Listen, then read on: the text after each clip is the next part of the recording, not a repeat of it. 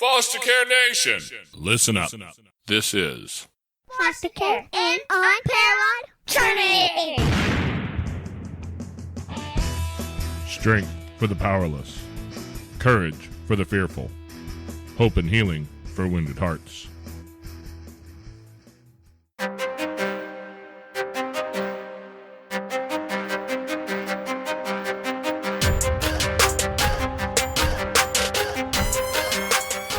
Hello and welcome back to Foster Care, an Unparalleled Journey with Jason. And Amanda.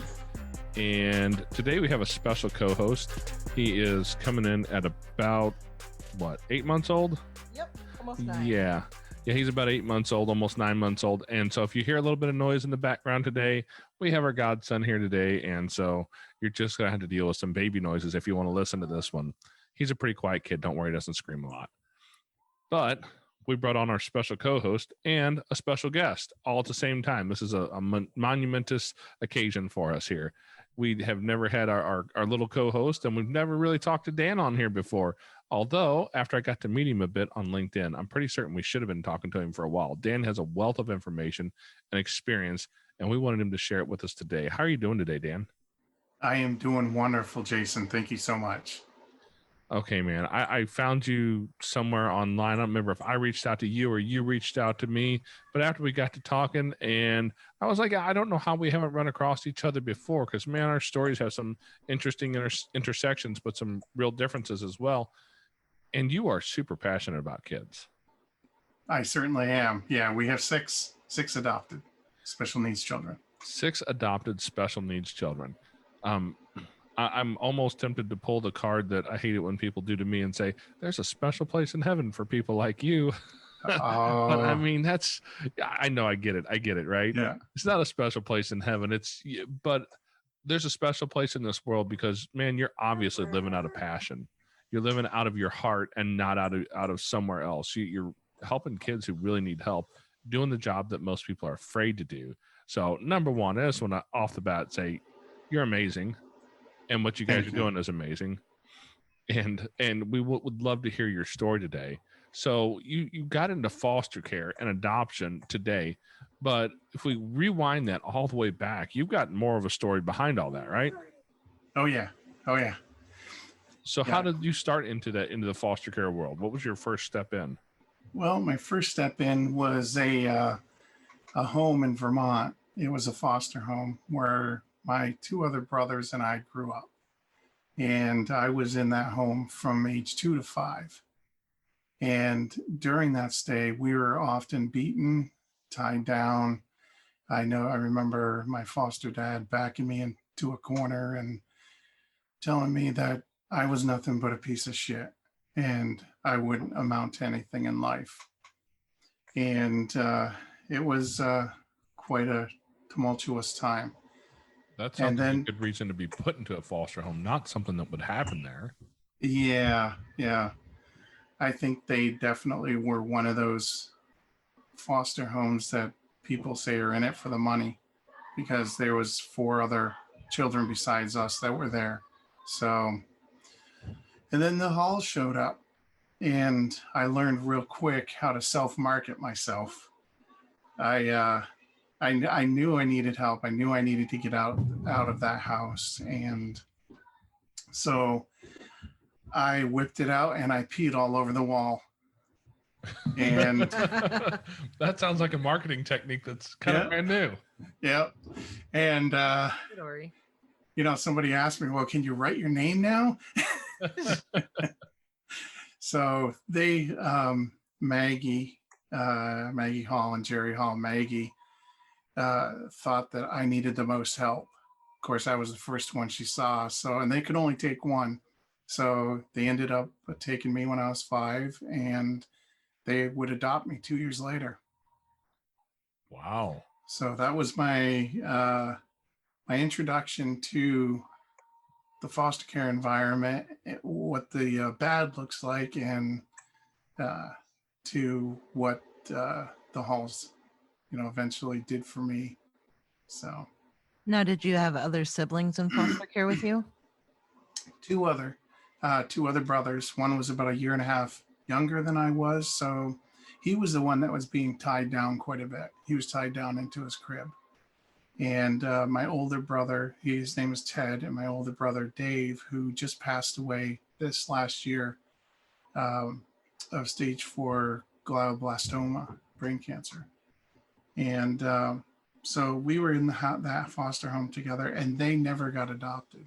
They were always just shuffled through the system. Were you able to keep a relationship with them even though you were moved and adopted? I never understood that I was adopted. Well, I understood that I was adopted, but I didn't really know I had other brothers. At age 2 to 5, there's so much trauma there, and it's hard to really understand what's going on. And didn't really understand that they were my brothers. I thought it was just other kids that were in the house. So when I turned 16, my oldest brother, Rick, showed up on the hall's doorstep. And he knocked on the door, and I answered the door. My parents, the halls said, go answer the door, see who it is. And my brother Rick opened the door, and he said, "I'm your brother." I was just like, wait, what? And just completely floored that they all lived within 30 miles of me, and I had no clue that they were around. And so Rick had planned this out with the Halls, Maggie and Jerry. And so, he basically had their blessing that, I could go back and meet my biological family, and they 100% supported that. So it was interesting. And Dave would eventually become my best friend, my only best friend in life, my biological brother, Dave. Wow.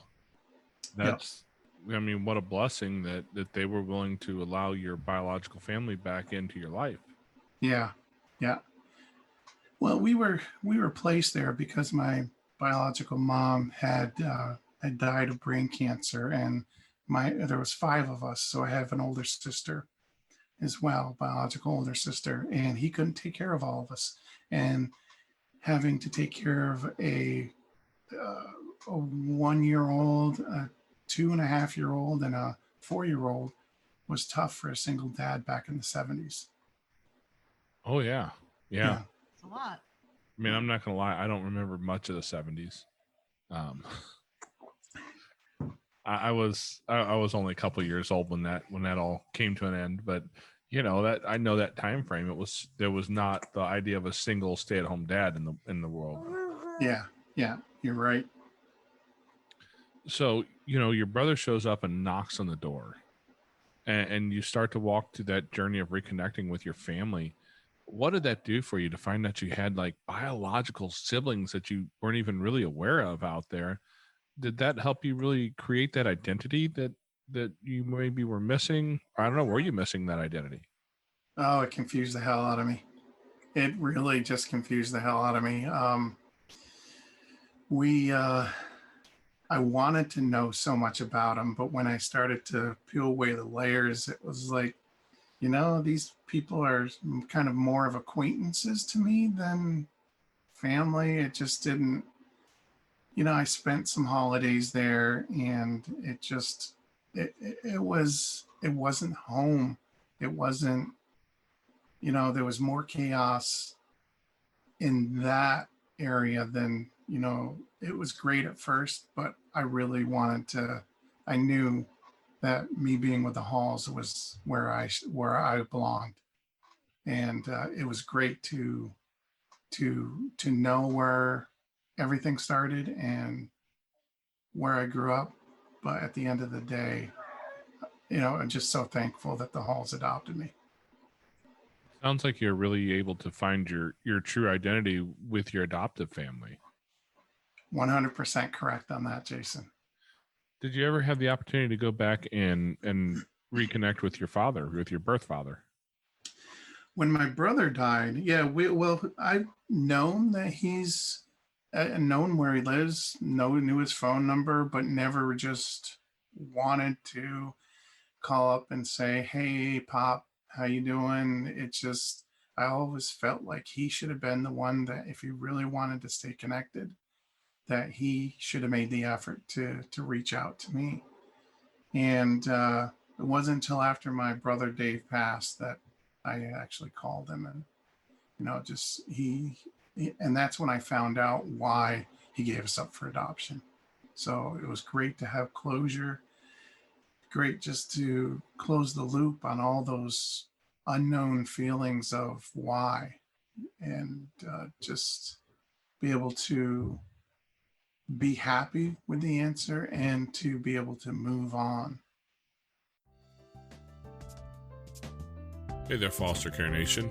We'd like to take a quick minute to step out of the podcast here and ask you guys for a little bit of support. If you could share an episode with people, friends, in a group, with family, anywhere where there's somebody who would like to hear this. Also, if you'd like to join us and support our mission, a couple dollars a month would be really helpful. You can find us on Patreon at patreon.com/fostercarenation. Now back to the show. So many men I know struggle with that father wound. And, in full disclosure, I say this all the time. I didn't really have a whole lot of that. Me and my dad got along great. But I do know a lot of men who struggle with that absence of a father without having that presence in their life. And that father wound runs deep. How were you able to heal that in your life? My dad, my adopted dad, was such a great dad. And I say that, but it took me 40 years to realize that. And I remember Tina asking me, do you want to adopt? Do you want to have, you want to foster or adopt? And I'm like, oh, hell no, not going to happen. I do not want to have to parent a child like I was growing up. I was a holy terror. And we had our first two placements, two little girls. And lo and behold, I saw myself for the first time in my life through their eyes. I saw the behaviors, the lying and the stealing, everything that comes with that trauma. And I just called up my dad. It was the first time I really appreciated what my adopted mom and dad had done for me. And I called up my dad and I said, Dad, I am so sorry that I always thought you were a hard ass on me. And I said, I understand now you were only trying to give me structure. And I told him he was my hero. And it was the first time that I heard my dad actually break down in tears. So he was more of a dad to me, and he filled me up with all those feelings that a dad should. And he helped me become the man that I am today. And it was easier to get past knowing from my biological dad what had happened, because I had already had that dad figure in my life, filling that void. So there was really no void to fill there, if that makes sense. Oh, yeah. Yeah, that's amazing. I mean, I think one of the parts of foster care and adoption that gets overlooked a lot, and that's the foster dad side. And we'll talk about this since Amanda just walked off with a little guy because I think she's going to go try and put him to sleep. And I think this is something that we see a lot. You hear about foster care and you hear about foster moms. You don't hear a whole lot about foster dads, about guys who have that on their heart to help kids. And you're one of those guys who came out of that. You had somebody reach into your life and give you a place of support and fill some of those holes, and now you're doing it for other kids.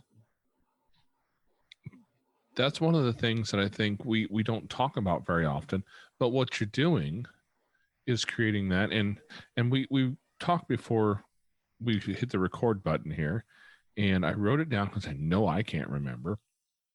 You have a 5-year-old girl, an 8-year-old boy, a 10-year-old boy, an 11-year-old girl, a 17-year-old girl, and a 20-year-old girl, right? Yeah. And as much as we talk about dads and their sons, I mean, dads and their daughters is such an important part. Oh, absolutely. And our youngest is attached to my hip. She's daddy's girl. Yeah. You don't look proud of that at all. Oh, no, not at all. But I mean, can you imagine what you're doing for these kids and what that's going to do for their kids and their kids after them to have had a good upbringing that started with a strong male role model that'll help them step into life with some real good perspective that a lot of kids, let's be honest, foster care or not, regular bio families, a lot of young ladies do not grow up with a healthy male role model in their life. And they struggle You're with those problems for an eternity. you're absolutely right. You're absolutely right. And I'm thankful, so thankful for my wife Tina, who just helps me navigate all the behaviors, all the traumas, and tell you, I'll share a little story about our son Isaiah. When he was 2, I would scream, he would scream. I didn't understand fetal alcohol at all, and I didn't understand what he needed. And one day, Tina turned to me. She was pretty upset with me, and she told me, "You need to start listening with more than just your ears." I just lost it. I completely just lost it because I knew what she meant.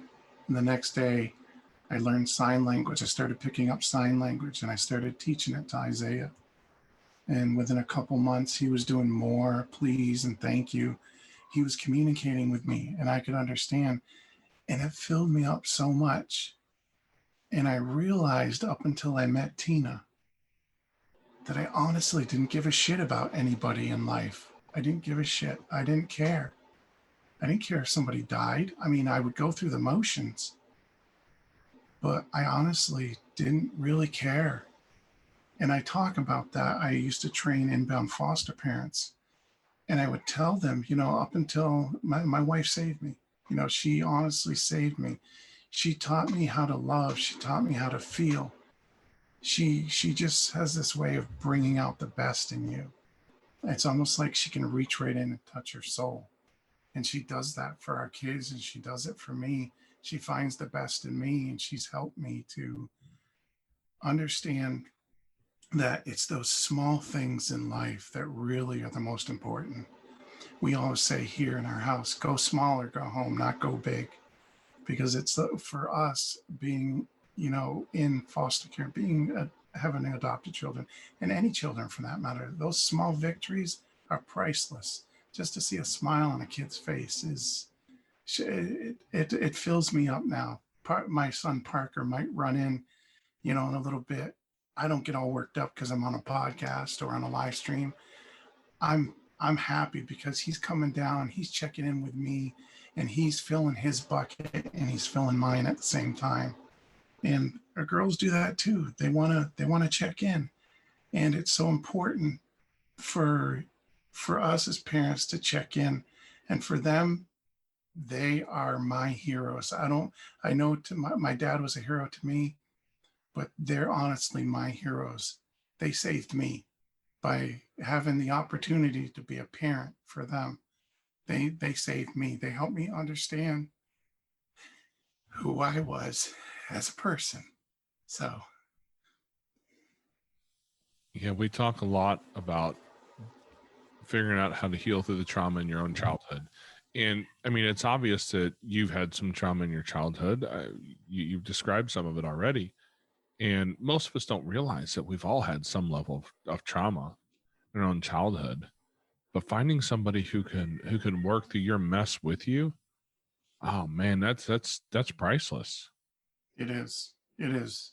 And it helps me to want to learn so much more about what they're going through so I can help them cope, and along with Tina, and be a united front in the way that we parent our kids. Look, I don't always get it right.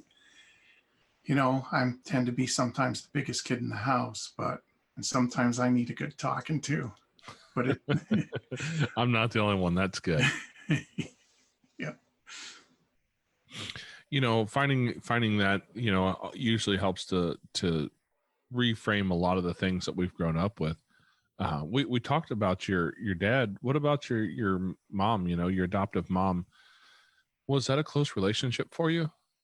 That was the closest relationship for me because, growing up and thinking my dad was always a hard ass, there has to be some balance to that. And Maggie was that balance. When my dad just passed this December of dementia. Took a bad fall in the home he was in. And I went back through, I was looking back through one of my yearbooks, and my mom had written in there. And she's like Tina. She found the best in people. And she wrote in there, don't ever dwell on all your failures or your successes. Be who you are and be happy with what you become in life.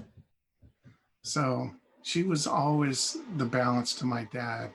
So there may have been the rough edge of my dad, but my mom was always there to help me understand the other side of what compassion looked like, what empathy looked like, what trust looked like. I mean, I trusted my mom and dad, so the trust thing wasn't really about those, but it was a balance for me, and they both provided that.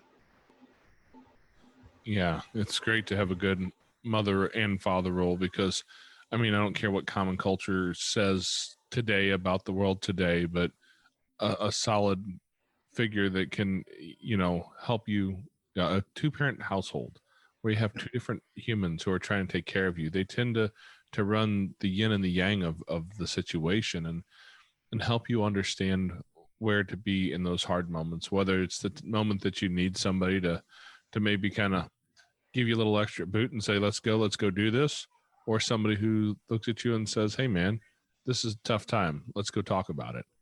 And it sounds absolutely. Yeah, you found that in your adoptive parents, and that makes a huge difference in a kid's life.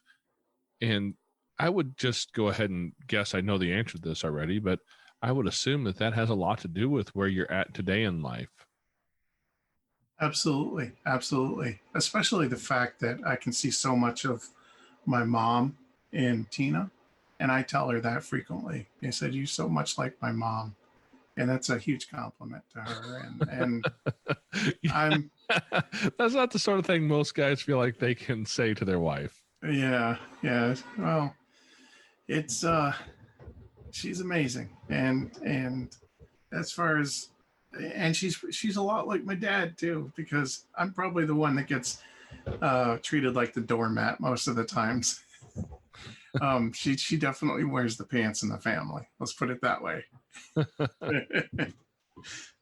Well, there's that whole masculine and feminine energy thing, and we all have to work through that in our own space and figure that out for ourselves. But you and your wife have been together for how long? 15 years. 15 years. So you got a pretty good start going. Oh yeah. Sounds to me like you might have some plans of just leaving it that way for the long term. It is. It's time for us to focus on raising our children. Well, how old were you guys when you met each other? Oh gosh, 15 years ago, I was 35? Yeah, 35, 36. And she was just turning 30. Okay. Okay. I just realized maybe that's why she always says she's 29. Maybe she's regretting. No. I hear you. So you guys, I mean, you weren't like super young when you started having kids. I mean, Amanda and I, when we first got together, she had a son from a previous relationship where dad had kind of just bounced. And so we got together and we just had a kid to start with. And pretty quickly we had a second kid, and we were not that far off of 20 yet. I think I was 22 and she might have actually been 20. So you guys had plenty of time to kind of begin to find yourselves as you walked into that relationship and then walked into the world of adoption and foster care and all that. Was it adoption and foster care a conversation that you guys had at the beginning of when you guys first got together? Yeah, it was. And my response to Tina at that time was, I'm not going to adopt and I'm not going to foster because I don't want to have to parent a child like I was growing up, because my mom and dad always told me I was a holy terror, and I didn't want to have any holy terrors in the house. Yeah, but the holy terrors tend to be the most fun too. Yeah, and it was the holy terrors that taught me a lot about myself. So I'm definitely thankful for that. So, what was it, do you think, that put that on her heart, that she wanted to be a part of that?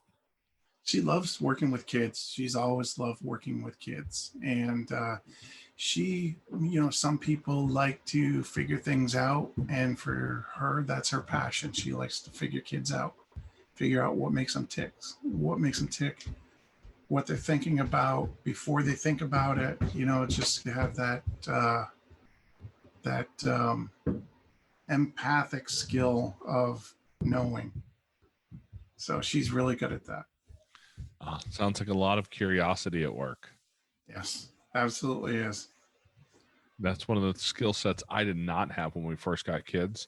Well, like I said, I started when Amanda and I got together. We started with already having a kid, and it took a lot of years for me to learn how to really be truly and genuinely curious about what was going on with them, because I kind of grew up in a world where I would just make assumptions. Look, I said to do this, and if you're not doing that, it means you're being rebellious, and I'm going to teach you. You're going to learn today, and we're going to work through this, and you're going to learn how to listen, son.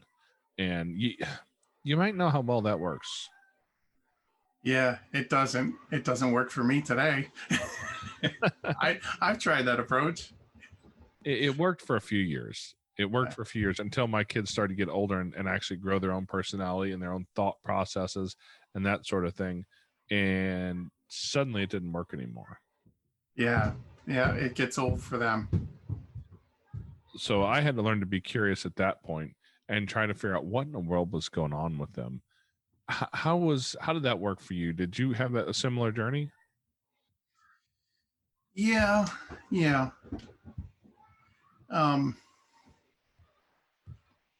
Say that again, Jason. Did you have a similar journey as far as having to figure out how to be curious in regards to the children? Yeah, as to what's going on in their life and why they are acting the way they're acting, why they're maybe acting out in certain ways that doesn't seem to make sense to you. Got it. Yeah. Our first placements of our two girls, a lot of the behaviors, I understood a little bit about it, but reactive attachment disorder was completely new to us. We had no training on that, which is why I became a trainer, a co-trainer with our local DSS for inbound foster parents, because we had no training on what some of these disorders were, like reactive attachment or dissociative identity disorder, anything like that. So trying to navigate and figure out that your kids have no empathy, they have a complete lack of trust, and they have a complete cause and effect. They have no cause and effect thinking. Just completely floored me. I remember our daughter, the day before she got adopted, she's like, I don't give a shit if you guys die tomorrow. That's exactly what she told us. And we adopted her, and she graduated high school last year at age 20. Wow. Yep. Wow. Yeah. Red was a new one for us when we had a couple kids who were, one of them was diagnosed red. The other one was about a year too young for them to be willing to give a diagnosis. But I'm going to say they probably found the same thing with both kids. And Red's one of those things that we've interviewed a couple people who've dealt with it. And in the episode we had with Cheryl Rougeau, her and her husband had adopted a young girl. And man, that one turned out really difficult. Really, it just didn't turn out well for them. As a family, they spent all kinds of time, energy, blood, sweat, tears, and money trying to figure out how to work it out. And they never could find a good solution for that particular girl. After she'd been, tried killing her sister, had been killing animals, and tried to burn the house down a couple times in the middle of the night. They eventually had to revoke I forget what they call it, revoke the adoption. There's a term for it, and I forget what it is at the moment. but they eventually had to go that route. And we talked to Gina Human as well just a little bit ago, and Gina had a different story. They adopted a little boy from Bolivia. I don't know. I'm going to get it wrong because it was a foreign country whose name I don't remember terribly. I don't hear it in the news very often. Yeah. So, and it started with a B. Was But it Bahrain? no, I believe it was in South America somewhere. Gotcha. But that, you know, he came to them and they found out later that he had rad as well. And she talked about their journey through that, her and her husband going through that journey and helping him through that. And today, while he still has rad, he's really well modulated on that particular disorder now, and he's getting somewhere in life. He's becoming somebody who's going to make a difference in the world. That's amazing. Yeah, and Gina Human she has a TEDx talk where she talks about rad, and it's just an amazing story. But those stories are so wild and so varied in the way that they turn out because we don't know a whole lot about it. Yeah. And a lot of people don't realize that most of your inmates in prison have some type of medium to severe reactive attachment disorder because they lack the empathy, they lack the ability to trust, and they lack the cause and effect thinking. Hey there, Foster Care Nation. If you'd like to find yourself in a group with like-minded people, head over to Facebook, and you can find us at facebook.com/groups/fostercareuj. We've got a group over there where we talk about foster care, we talk about adoption, and we talk about all the things related. If your podcast player allows it, you can also reach down and hit that subscribe button so you get notified every week when we put up uploads. Every Tuesday, a new episode comes out. We'd love to see you next week. Now back to the show.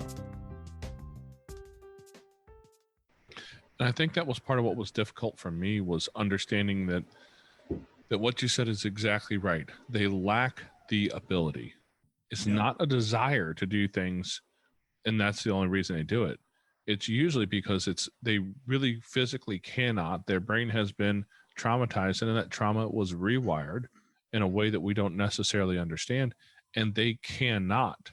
It's not a choice of don't want to. It's a matter of cannot. And we have to figure out how to deal with that as a society because, I mean, let's face it, we're either going to deal with these kids in foster care, in adoption, and the struggles in the youth juvenile facilities, or in the prison system, or maybe we go back to that whole foster care adoption area and we figure out how to work our way through that and get these kids the help they need to at least have the best fighting chance they can so that they don't end up in the prison system. Absolutely.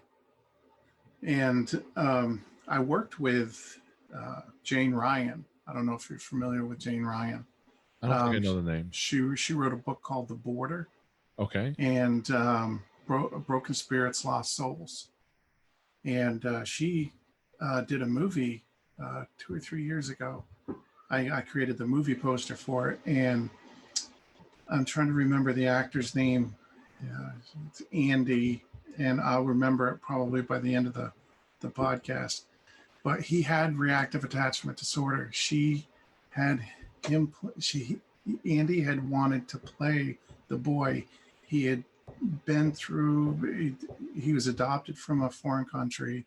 He had rad, but he just wanted to play this part so bad. And Jane was like, "No, not going to happen." And he kept writing. He kept writing to her, and eventually he played the part in the movie. And the movie is about reactive attachment disorder. Lifetime ran it. Lifetime Movie Channel ran it a couple of 2 or 3 years back. Maybe it was around 2015, but they rebranded it as The Troubled Child.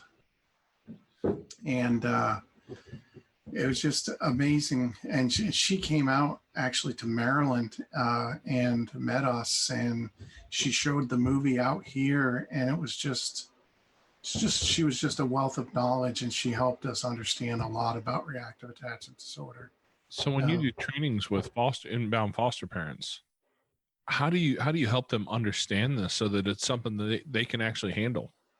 We give them some help them with some coping mechanisms. We help them understand what RAD is, and not only RAD, but like dissociative identity disorder. And we basically, I say we because my wife talks, Tina, she talks as well.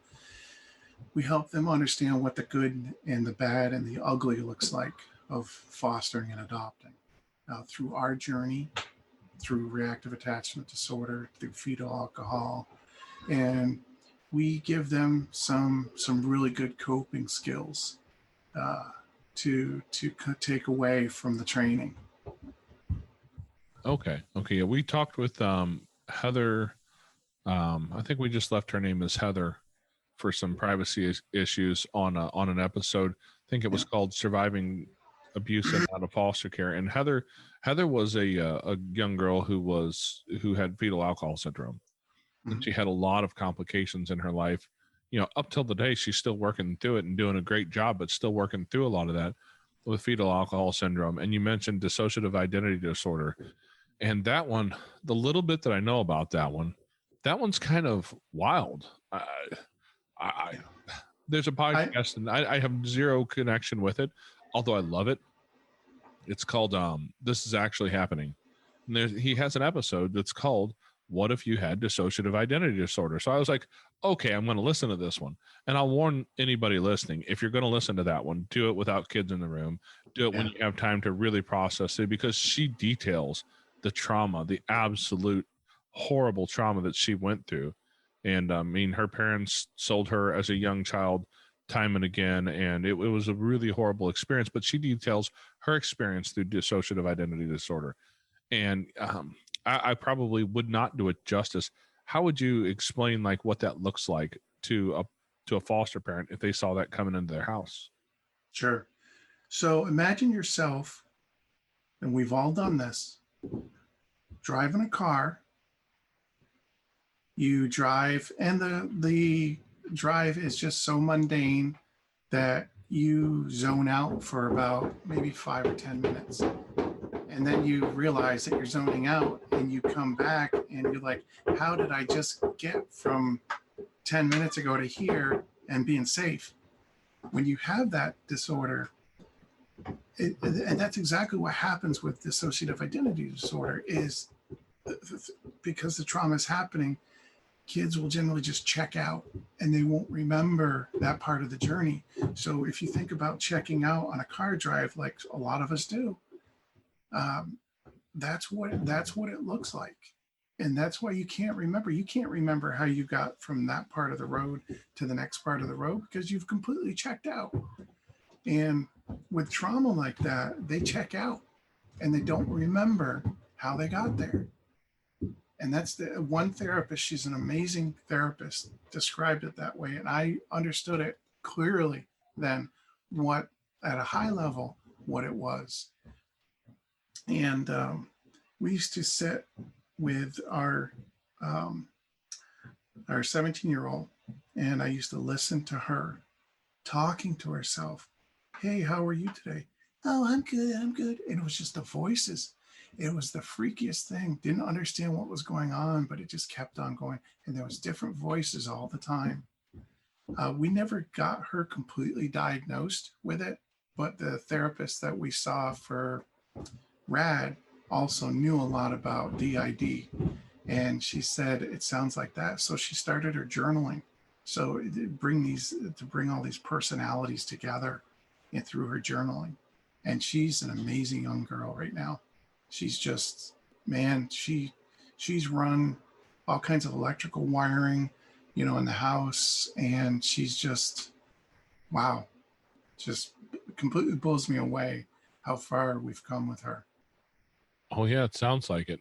We talked with Frank King here a while back, and he talks a lot about suicidal ideation and that sort of thing, because he's a comedian, and so you would put suicide and comedians together, right? But that's something that, he is a comedian. He's dealt with suicidal ideation for a long time. He's got a lot of research under his belt. He's learned a lot about it. And one of the things he talks about is how some of these different disorders and diseases can actually give you some of your own superpowers. They can really give you an ability. Doesn't always have to be some sort of a handicap. Sometimes it comes along with it that you can build these amazing abilities. How have you seen that work out with your kids? I think my it's the abilities. I wouldn't call them superpowers for me. I just call it. I think my wife Tina has the superpowers that she kind of just educates me on what she does. um, it's just it's really, and I go back to saying this. For me, it's not a superpower. Maybe it is, but what she told me when Isaiah was, screaming and I was screaming, listen with more than just your ears. And it's amazing what you can see, and listen with your heart. Close your eyes and, don't even look, just listen, and then plug your ears and just look at what you're seeing. And it's just that, to me, is one of the biggest abilities that she has got me to understand how to do. And I think if I had a superpower, that would be my superpower, would be to be able to listen with more than just my ears. We've got several kids, and our kids don't have any specific diagnoses, mostly because there's nothing severe enough in our house that we felt the need to go get a diagnosis for necessarily. But I'm certain we could find it if we wanted to. I mean, we have plenty of post-traumatic stress in the house, and I would look at it though and say, like, I've got a little guy this kid is off the charts wild some days, but at the same time, this kid's also a blast. Yeah. Until you've met a kid like this who will, by the end of the day, you will be worn out by his energy. The thing is when he wakes up in the morning, if you go up and wake him up in bed and he wakes up and a smile spreads from ear to ear and he just starts laughing. This kid knows how to have joy in his heart. And that's something that I think comes out of his struggles, is today he knows how to have joy because he didn't at one point. And I think that's a superpower that I don't have that one. I promise. I get up for 2 o'clock at 2 o'clock in the morning to go to work. I do not wake up laughing ever, ever. But that's who he is. I have another kid who's really super artistic with the way that he sees his world, and he pushes that art into the world. And a lot of that, I think, came out of his own trauma and his own struggles. Yeah. And I watch these kids and I go, okay, yeah, they have some struggles out of them. But, we've talked about what? ODD, PTSD, RAD, autism, all these different things. And at the end of the day, yeah, they have their struggles, but they can also end up having their own advantages too. And I think part of what my goal in life is to kind of identify what those benefits are and really help them to find the struggle that is actually a benefit for them. Absolutely. And just my adopted parents, the Halls, did that for me. My mom would drop me off at this is back in the 70s, and you trusted a lot more people than you do today. Yeah.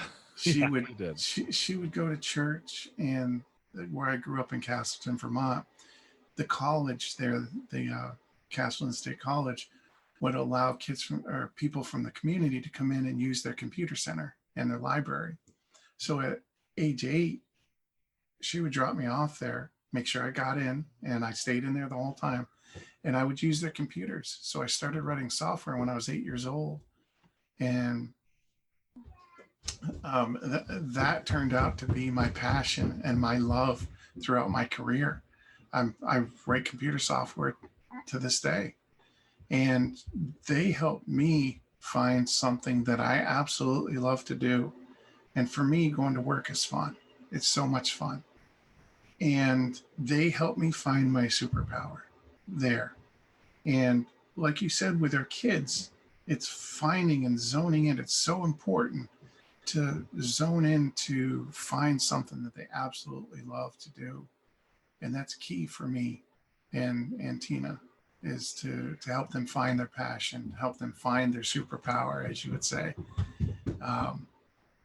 and not an easy thing to do when you're trying to navigate all the disorders and all the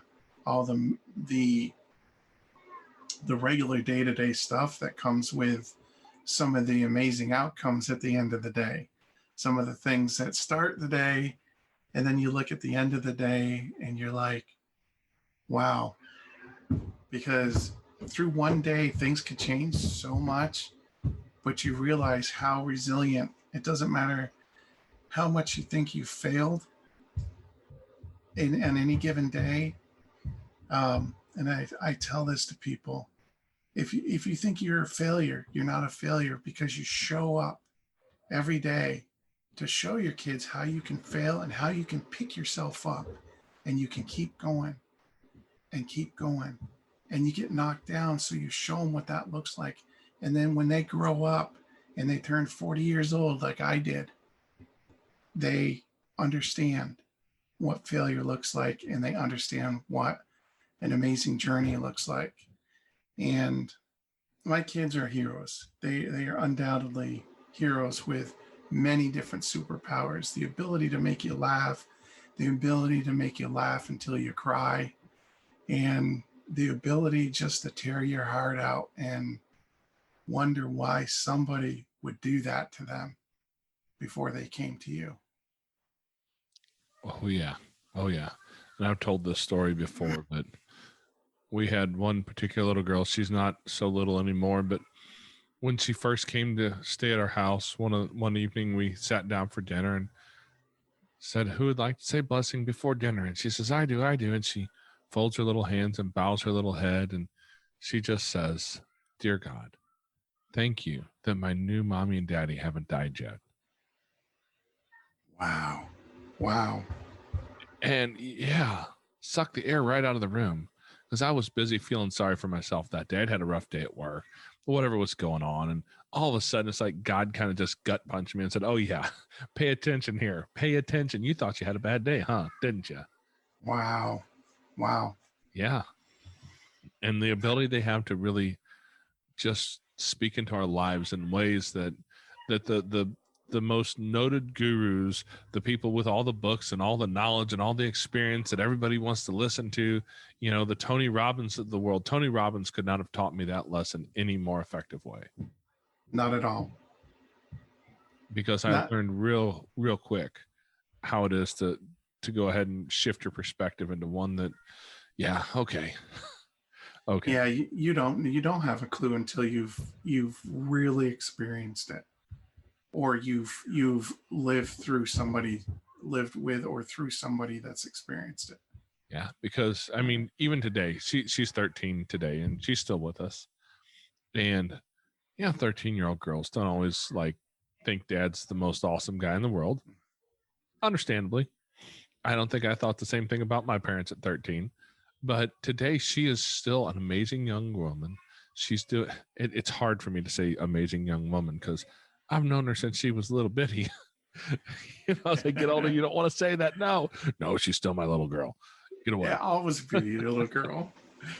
But it's those are the moments that you look back to and realize that, man, the wisdom of a toddler sometimes, especially these kids who have been through such hard times, who can really just speak into the world in a way that we couldn't do. They can speak into our lives and teach us so much if we have ears to hear. Absolutely. And our youngest, our 5-year-old, she was talking. She's quite intelligent. She's probably, I think we clocked it at about, when she was 2, she had about 150 word vocabulary. Wow. And yeah, she's just blows me away, blows both of us away. And she came up to me one day and she said, "Daddy, can I ask you?" I'm like, "What? Can I ask you?"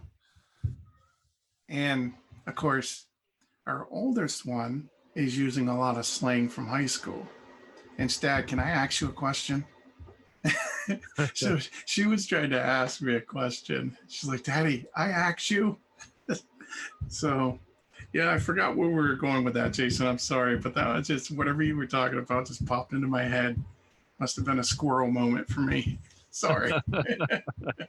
I have squirrels run across my horizon all the time. Don't feel that. I'm certain if I was to go spend enough time and money somewhere, they'd eventually diagnose what it is in my head that's not neurotypical. The problem is I think they need a couple sheets of paper to print all that out. Or a ream for me. But you know, these kids have that ability to speak into our lives if we're willing to sit back and listen. And I love what you said earlier, you know, listening with more than just your ears. Because if nothing else, English is not our first language. It isn't for any human. The first language we ever learned was body language. You know, just like our little godson over here who when he wants a bottle, trust me, he lets you know he wants a bottle. And he does not say, "Excuse me, sir, but I'm kind of hungry. Can you give me a bottle of formula, please?" We learn to read that body language. He learns to speak that at a brand new little infant stage, and then we forget it. We don't forget how to use it. We just forget that we use it. And with these kids, a lot of times, some of the biggest benefits I've found is being able to step back and really pay attention to all the little parts and pieces of who they are, what their body language is, what their tone is like, and understand what's going on and stop and be genuinely curious and ask some questions. And suddenly you find out this kid who's being just a total pain in the butt today, he's going through some stuff. There's some old trauma and something triggered it. He's dealing with that. And suddenly this kid who I wanted to pick him up and Homer choke him, like, come on, stop being a butthead. I'm like, oh, wait, okay, let's sit down and have a real conversation. And you hit the nail on the head there. It's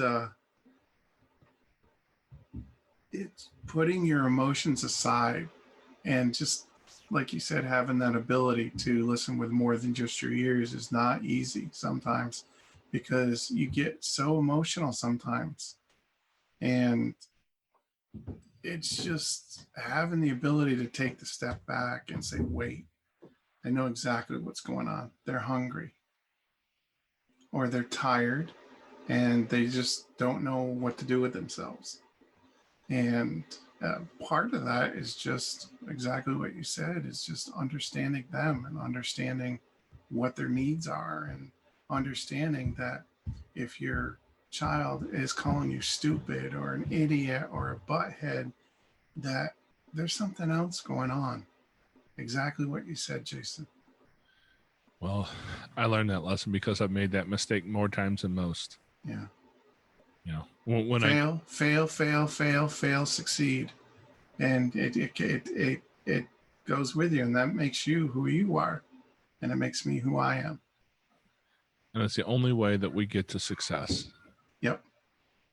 The only path to success I've ever found is through failure. Absolutely. And we have to get zen with the fact that we're going to mess a lot of stuff up along the way. You got it. Well, at least I assume everybody else has to do it the same way that I did. Yep. Burned a lot of bridges growing up. Absolutely did. Yeah, but today here we are, and like I mentioned earlier, two dads who have kids who, may or may not be biologically related to you in your house, that you're looking at trauma, you're looking at problems. And one of the things that for me, it really means a lot is the fact that I'm leaving a legacy on a daily basis. And absolutely. I don't know about you, but for me, that's been one of the real driving factors for me, is that I'm leaving a legacy, whether I want to or not. When the boat goes across the lake, it doesn't choose whether or not it leaves a wake behind it. It's going to be there. You just get to choose what that looks like. And it's the same way with legacy. You get to decide what your legacy is going to be. And I remind myself on a daily basis, probably many times a day, that in every moment, especially every moment with my kids, one of the things I'm doing is I'm writing an obituary. I'm writing mine. My kids are going to have a legacy that they're going to leave behind them, and it's going to be really impacted by who their dad was and what I choose to do and who I choose to be. And has that legacy piece been something for you that's really important? It has. And I'm going to give you a little story. about my legacy is reciprocal kindness, just, and that was evident, I believe, for the first time when we adopted. We went down and we adopted. We didn't adopt. We were trying to get custody of our last placement, Bella, who was a sibling of 3 other children in our home. She's basically kinship and a great niece. And my daughter, who was 7 at the time, had to get up on the stand. And the judge asked her, first, did she understand what lying and telling the truth was and stuff? And he asked her, what do you want for Christmas? And she's like, I don't want any toys. I just want my little sister to come home with me. And at 7 years old, the kindness that was in her heart that day. Man, we both knew there wasn't a dry eye in that courtroom that day. But we walked out of there, and there's a whole story behind. We fought Florida for a year. And our daughter, when she went out of that courtroom, said, Mommy, I did all the heavy lifting today, didn't I? And Tina was like, she cried. And she's like, yeah, you did. You did an amazing job. And I just see that kindness in all my children. They have their days. Gosh, we have our days as parents. And I want to give back to the world. And just what was given to me, the chance that the halls gave to me. I want to be able to teach our kids, and my wife and I want to be able to teach our kids what kindness looks like. And to me, that's what I want to be remembered for, is to be able to reciprocate kindness. That sounds like an amazing legacy to leave. Yeah. Most men that I know don't have an intentional legacy that they want to leave behind. And from what I can see, you guys are not only have that figured out, but you're doing it. Yeah. And I know you have an amazing story with trying to get your daughter Bella to your home. Can you run through that? Sure.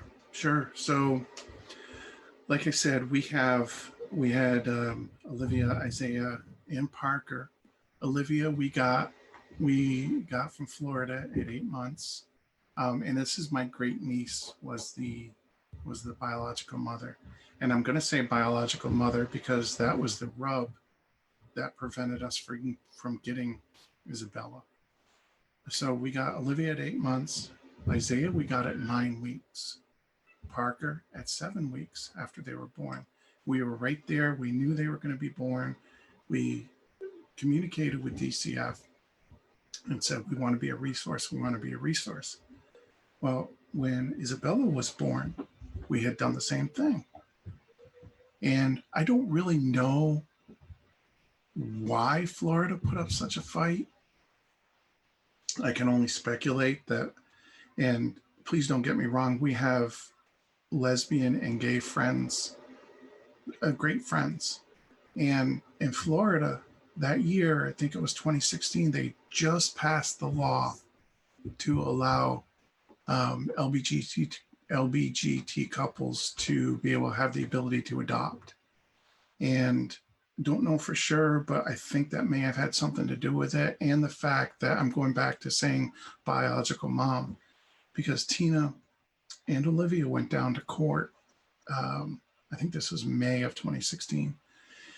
And Tina said the term bio mom. And for some reason, it just pissed off the judge. Why? She was so floored that Tina was calling her bio mom.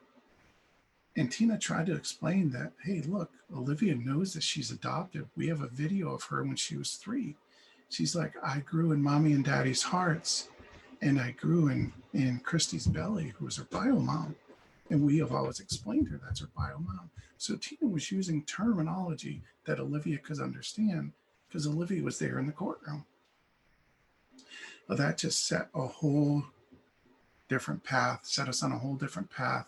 The judge was so mad that she offered, and it wasn't even 6 months into the placement, she's asked the foster parents if they wanted to adopt. And we were like, what? And so they're on after that, pursued a year-long legal battle of trying to get Isabella in her home. And 2 more court appearances down in Florida, hiring a lawyer, and being denied every single time down in Florida to be able to have visitations. Olivia was denied twice to be able to visit with her sister, Isabella. So, and that video that I sent you and catalogs our journey. And even the Dr. Phil show at one point asked us if we'd be interested in discussing the journey. And we opted out for that because we didn't want to put the kids through it. Yeah. Yeah. So you guys went through quite a journey just to be able to get there. I mean, make sure that the obvious bow is still put on it. Yeah. She's in your house today, right? He's in our house today, and she is just, I think sometimes the energy that fuels the fire, and sometimes she's the energy that just makes you laugh until you cry. I have one of those. Yeah. But yeah, she's just she's an amazing soul. And there's one thing I wanted to say about Bella. I'll remember it here. But. You know, keeping those biological siblings together is such an important thing. Yeah. Do you think that was maybe fueled by your own lack of having been given that as a kid? I'm not sure. You know, we were even afraid to tell Florida that I was adopted. And that was because that would have not made Isabella our biological great niece. We were so afraid to tell Florida that I was adopted, which was sad. And finally, we contacted the ombudsman down in Florida, and they put us with a worker. I think she was from DCF. I forget. Juanita White was her name. And she was pulling up all our paperwork, and she's like, what is going on here? You guys should have her by now. And she kept looking and looking, and that's when we hired a lawyer. And they had a whole, I don't know how many people were in that room that day, but they went around and they kept asking us questions. And I think there was like maybe 20 people in the room of why did we think that we didn't have her, and how much money I made and all this stuff. And at the end of the day, we got a call back from Juanita, and it's like, nobody can understand why you don't have her, why you don't have Isabella. And it still plagues me to this day, but we're very grateful for Miss Juanita, who now is their kind of adopted grandmother, because when nobody else would listen, she did. And she kept all the siblings together. That's great. Yeah. There's a few angels in this world who are there to help us along. And just as part of my own story, one of the things I've learned is we lost our daughter, and that was a hard time, and it took me years to figure this out. But where I would never have traded her for anything, obviously, but in every dark moment, there's a little piece of light that comes out of it. And whether you're a spiritual person or not, you believe it's a universe or it's God or it's just happenstance, if you go through those hard times, there's almost always something that you can take out of it. And in this world, I would say that the Daniel Hall who's sitting here talking to me today would have maybe a different story or less of a story, maybe not be the advocate he is, if he hadn't walked through that. So it may be a blessing in disguise that you guys walk through such a journey. I have no regrets whatsoever on my life. If I did, I wouldn't be sitting here talking to you. I wouldn't have 6 amazing children. And I have to add that I do have a biological son from another marriage, Ethan, that, give a huge shout out to him because he's an amazing young man. And so I definitely don't want to leave him out. But yeah, absolutely no regrets in my life. And I think that's what it winds up being, is just being happy with who I turned out to be. And an amazing legacy to leave behind, because you've done so much of it in the public eye, so much of it, you have journaled and video journaled and will be something that's seen by many generations to follow. Absolutely. I believe that everything maybe that really does happen for a reason. I just don't think we always understand or appreciate that reason in the moment. Absolutely not. I can attest to that. That's absolutely right, Jason. Yeah, I've struggled through those moments myself, and I can see from the other side of some of those moments the benefit that can come out of it if I was willing to walk that journey and keep my eyes open and have a spirit to pay attention to what I can do to make the world a better place. Reflection is an amazing thing if you're willing to take it on. Well, I appreciate you coming here and telling us your story today, Daniel. I mean, you've got so much experience to share with people. And if they want to reach out to you, LinkedIn is probably the best platform for them to find you on. One of the things I can say is we have a LinkedIn profile. And when you go to try and find us, I'm not terribly active there. I need to figure out how to be more so. But you have a real active profile there. So anybody with some questions around the adoption world, especially, and some of the struggles we've talked through today, would be well served to go and at least find you and listen to a lot of the things that you've put up, because you share a lot of your journey and a lot of your wisdom on a regular basis there. And I know that that's going to help a lot of people. So that would be a great resource, I think, for people to find you. Is there any better place or any other place that people can really find you?